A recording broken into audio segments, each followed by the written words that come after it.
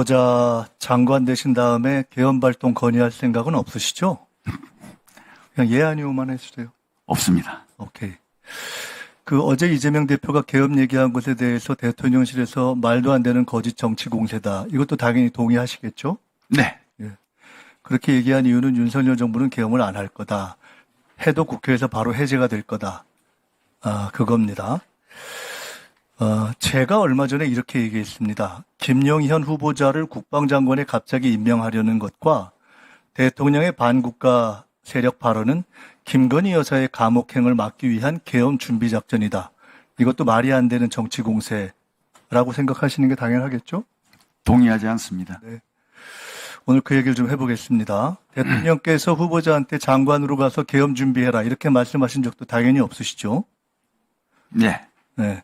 설령 계엄을 해야 할 상황이 온다고 해도 국회가 과반수 의결로 요구하면 바로 해제될 것이기 때문에 후보자도 사실상 계엄은 현재 불가능하다. 그것이 대통령실과 정부 여당 관계자들의 주장이기 때문에 이렇게 보셔서 그렇게 말씀하시겠죠? 네, 생각해 본 적 없습니다. 네. 아니, 생각해 보신 적이 없는 것이 아니라 계엄이 불가능하다라고 주장을 네. 하고 있지 않습니까?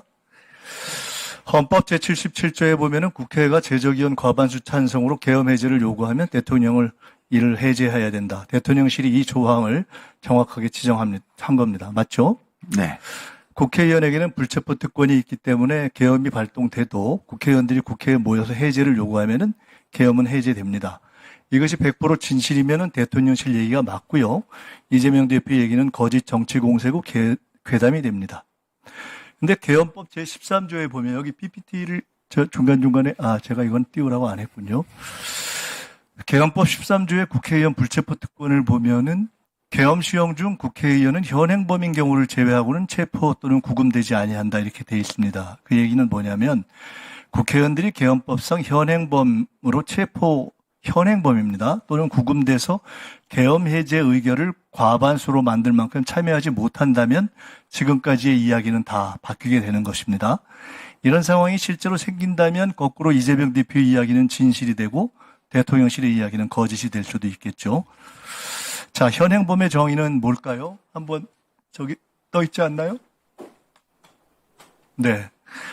형사소송법상의 현행범 정의가 있습니다. 범죄를 실행하고 있거나 실행하고 난 직후의 사람을 현행범이라고 합니다. 그중에 1. 범인으로 불리며 추적되고 있을 때 4. 누구냐고 묻자 도망하려고 할 때. 형사소송법상 현행범의 정의입니다. 후보자께서 혹시 이거 말고 대한민국에서 현행범의 다른 정의를 알고 계신 거 없죠? 네, 처음 봤습니다. 네. 현행범은 범죄의 내용이 규정이 안 돼서 대단히 폭넓게 적용 가능한 개념입니다. 가령 누가 김건희 여사가 감옥에 안 가려고 계엄을 하자 그랬다더라. 이렇게 하면은 유언비어를 유포한 현행범이 되는 겁니다. 그 다음 PPT 한번 볼까요? 지금 저기 있는 대비계획이라는 것은 지금 소위 얘기하는 박근혜 정부의 계엄 문건이 대비계획 세부 자료입니다. 이 중에 13 자료가 떠 있을 겁니다. 2017년에 만들어진 박근혜 정부 계엄 문건 정확한 명칭은 대비계획 세부 자료 13은 여소야대가 국회가 계엄 해제를 시도할 경우에 대비한 조항입니다. 그중에 맨 마지막을 보시면 집회 시위와 반정부 정치 활동을 금지한 포고령을 선포하고 위반 시 구속 수사 등 엄중 처리 관련 경고문을 발표해서 합수단은 불법 시위에 참석하거나 반정부 정치 활동한 의원을 집중 검거 후 사법 처리해서 의결을 정족수 미달을 유도한다. 이렇게 적시되어 있습니다. 후보자께서는 2017년에 이 계엄 문건 작성에 관여하신 적이 당연히 없겠죠? 네, 그렇습니다. 이 문건 작성 사실은 2017년에 아셨습니까? 몰랐습니다. 모르셨겠죠, 당연히. 2017년 당시 후보자는 계급과 직책이 합참작전본부장이었던 것 같은데 맞습니까? 맞습니다. 2017년에 이 문건이 작성된 건 팩트인데 합참작전본부장이면 꽤 고위직인 후보자도 몰랐다는 겁니다. 즉, 이 정도의 문건 작성은 극소수 외에는 군 고위 장성들조차도 몰랐던 게 당연하겠죠. 만약 후보자가 이 시점에 이걸 아셨다면 되게 황당하다고 하고 반대 이상하게 생각하셨겠죠? 네, 그렇습니다. 그렇겠죠. 만일 지금 이 시점에서 권력 어디선가 계엄 논의가 있어도 정부 여당과 군 관계자 대부분이 모르는 것이 2017년 후보자의 경우를 비추어 봐도 당연히 정상이겠죠? 그렇겠죠. 자, 이 개헌 문건에 대해서 정부 여당 관계자들은 문재인 정부에서 요란하게 조사했지만 무죄가 났다 이렇게 이야기합니다. 자, 실제 내용을 보겠습니다. PPT 한번 띄워주세요. 추미애 전 대표가 민주당에서 개헌 문고를 제기했을 때 정부 여당이 지금처럼 아주 똑같이 펄쩍 뛰면서 부인했습니다. 결국 2017년 개헌 문건 작성은 사실이었습니다. 제가 당시 추미애 대표에게 제보했던 사람 중 하나입니다. 정부 여당이나 관계자들의 주장처럼 조현천 당시 기무사령관의 내란 예비 음모 혐의는 검찰에서 무혐의가 되었습니다. 왜?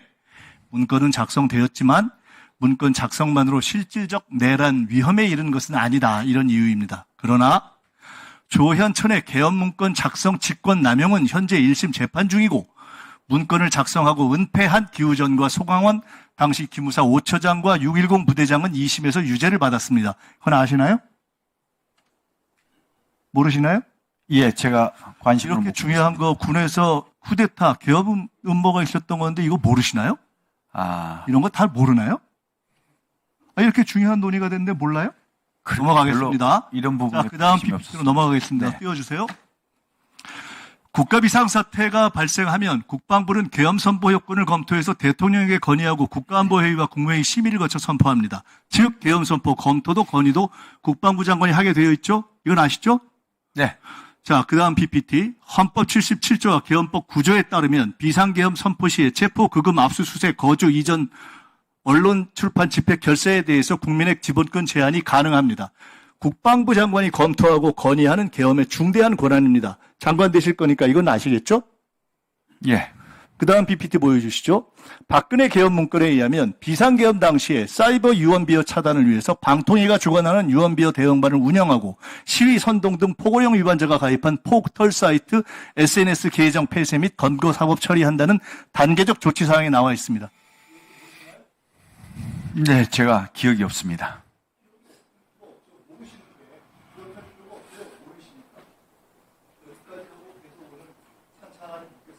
네, 추가 질의를 해주시기 바랍니다. 다음으로